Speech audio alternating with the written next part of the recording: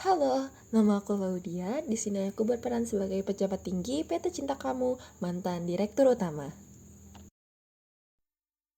Halo, aku Veniria, seorang jurnalis investigasi.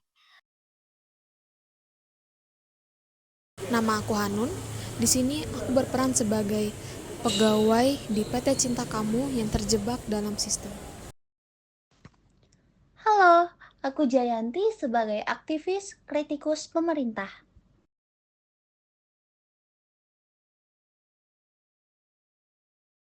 Halo, aku Najwa, seorang nasabah PT Cinta Kamu.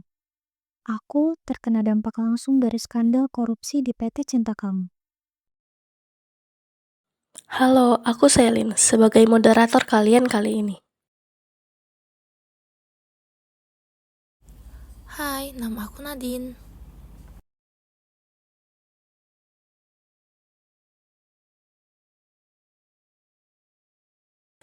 Laudia duduk di meja kerjanya terlihat cemas menatap tumpukan dokumen. Di luar, hujan terus deras. Pintu terbuka, Veniria memasuki ruangan dengan penuh percaya diri. Laudia, kita perlu bicara. Apa yang terjadi dengan dana nasabah PT Cinta Kamu? Kamu harus memberi penjelasan. Feni, kamu tidak tahu apa yang kamu hadapi. Ini bukan hanya sekedar soal uang, ini soal kekuatan yang jauh lebih besar. Kekuatan? Maksudmu? Ini sudah jelas korupsi besar. Kamu mengambil uang rakyat, menghancurkan hidup mereka. Aku tidak ingin begini. Semua keputusan yang aku ambil, aku pikir itu untuk kebaikan. Tapi tekanan dari luar, dari atasan, dari politik, itu semuanya lebih kuat daripada aku. Jadi kamu ikut-ikutan. Korupsi yang kamu lakukan bukan hanya merusak negara, tapi juga merusak jutaan orang yang mempercayakan hidup mereka padamu. Kamu tahu apa yang akan terjadi pada mereka? Hanun dan Jayanti duduk di ruang rapat yang sepi. Mereka berbicara dengan nada serius. Jayanti, kamu tahu kan, kita hanya bagian kecil dari sistem ini. Seberapapun kita ingin berubah, rasanya sulit sekali. Ketika bos kami, Laudia, harus mengikuti aturan yang sudah ada, yang datang dari orang-orang di luar kami, itu bukan sesuatu yang bisa kami lawan. Tapi ini tidak bisa dibiarkan terus-menerus.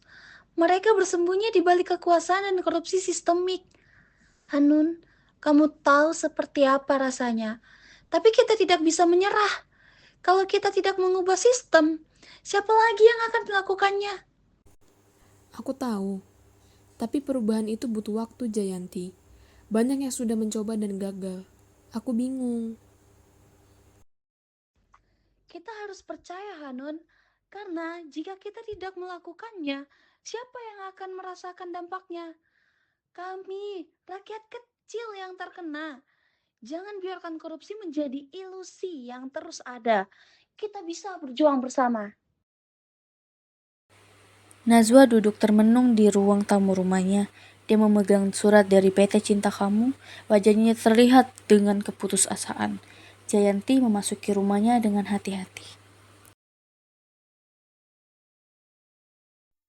Jayanti, apa yang akan terjadi dengan uangku? Ini bukan hanya investasi. Ini masa depanku dan keluargaku. Kenapa mereka yang di atas bisa terus bebas, sedangkan kami yang di bawah yang menderita? Nazwa, kami sedang berjuang untuk mengungkapkan kebenaran. Kami akan terus memperjuangkan nasabah sepertimu. Pemerintah harus bertanggung jawab atas semua ini. Reformasi harus dimulai, walau itu bukan hal yang mudah.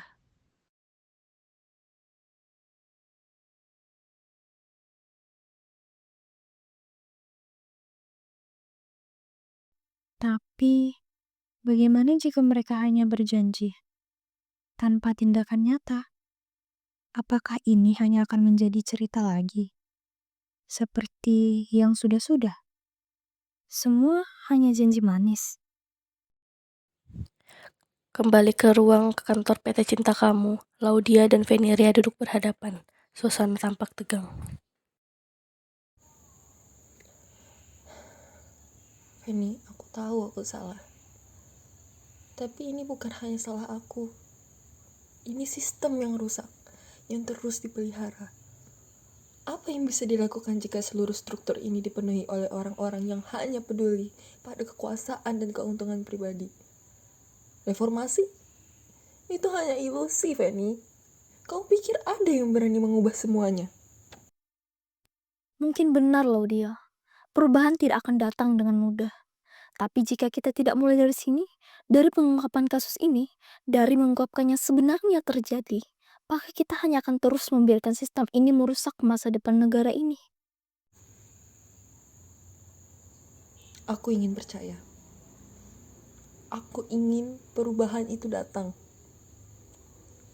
Tapi aku takut. Aku takut itu hanya akan menjadi cerita yang terabaikan seperti yang lainnya.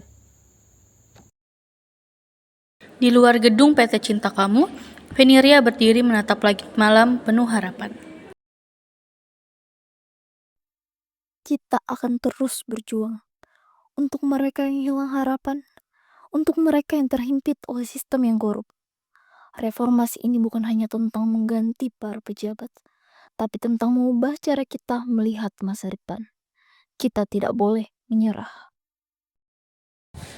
Veneria melangkah pergi dengan langkah pasti, meskipun tahu tantangan besar masih menanti di depan. Wah, gimana ini? Habis melihat animasi singkat tadi. Kira-kira kenapa ya korupsi itu bisa terjadi? Sebelum kita masuk ke topik pembahasan, kita juga harus tahu apa itu korupsi.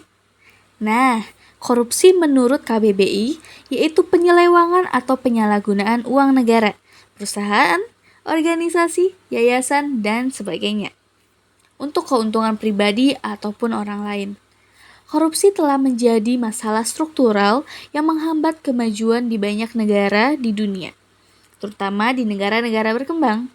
Di Indonesia, korupsi seringkali dianggap sebagai salah satu masalah utama yang merusak sistem pemerintahan, ekonomi, dan bahkan kehidupan sosial. Fenomena ini telah menyebabkan kerugian yang sangat besar, baik dalam bentuk kehilangan sumber daya publik maupun berkurangnya kepercayaan masyarakat terhadap instansi pemerintah. Nah, gimana? Udah tahu kan tentang korupsi? Sekarang kita harus tahu juga dampak yang akan terjadi jika semua itu benar-benar terjadi. Ada beberapa dampak buruk yang disebabkan oleh kasus ini. Yang pertama, kerugian finansial negara yang mencapai triliunan rupiah dan mempengaruhi anggaran dan alokasi dana untuk program-program publik. Yang kedua, menurunnya kualitas layanan publik karena proyek yang seharusnya meningkatkan infrastruktur dan layanan masyarakat terhambat atau tidak terlaksana, mengakibatkan ketidakpuasan publik. Yang ketiga, masyarakat kehilangan kepercayaan terhadap pemerintah yang dapat menimbulkan apatisme terhadap sistem pemerintah dan investasi. Yang keempat, korupsi menghambat investasi dan produktivitas, berdampak negatif pada pertumbuhan ekonomi nasional. Dan yang terakhir, budaya koruptif yang mengakar. Kasus-kasus ini memperkuat persepsi bahwa korupsi adalah praktik umum dalam birokrasi, menghambat upaya reformasi yang efektif.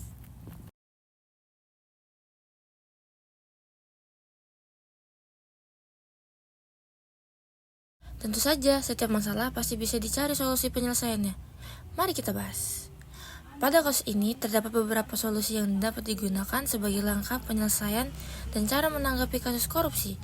Dimulai dari, yang pertama, penerapan Good Corporate Governance atau GCG, yaitu transparansi dan akuntabilitas yang dapat meningkatkan keterbukaan informasi terkait pengelolaan dan keuangan, serta dapat memastikan bahwa setiap tindakan dan keputusan dapat dipertanggungjawabkan. Yang kedua, penerapan sistem manajemen anti penyuapan atau SMAP, yaitu pengimplementasian SMAP sesuai dengan ISO 37001, pedoman dalam mengelola sistem manajemen anti suap di perusahaan atau organisasi untuk mencegah dan mendeteksi adanya tindak suap. Yang ketiga, penegakan hukum yang konsisten dan bekerjasama dengan penegak hukum, seperti KPK dan Kejaksaan terhadap pelaku korupsi. Yang keempat, reformasi struktur birokrasi untuk mengurangi pengaruh politik dalam pengangkatan pejabat untuk menciptakan lingkungan yang lebih independen dan profesional. Yang kelima, perkuat satuan pengawasan internal di PT Cinta Kamu untuk melakukan audit dan pemantauan rutin terhadap aktivitas pegawai.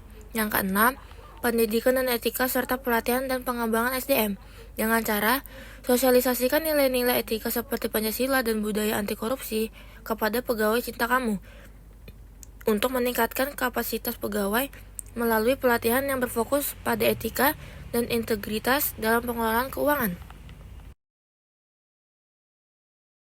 Gimana? Setelah melihat dan mendengarkan, apakah kalian masih menutup mata pada orang yang melakukan korupsi? Jangan takut untuk melapor kepada pihak berwajib, karena dampak dari korupsi itu adalah kita, masyarakat ditipu oleh mereka. Sekian penjelasan dari kelompok kami, semoga kita bisa menciptakan negara yang sejahtera, bebas dari korupsi. Bukan hanya sekedar ilusi, tetapi menjadi sebuah kenyataan.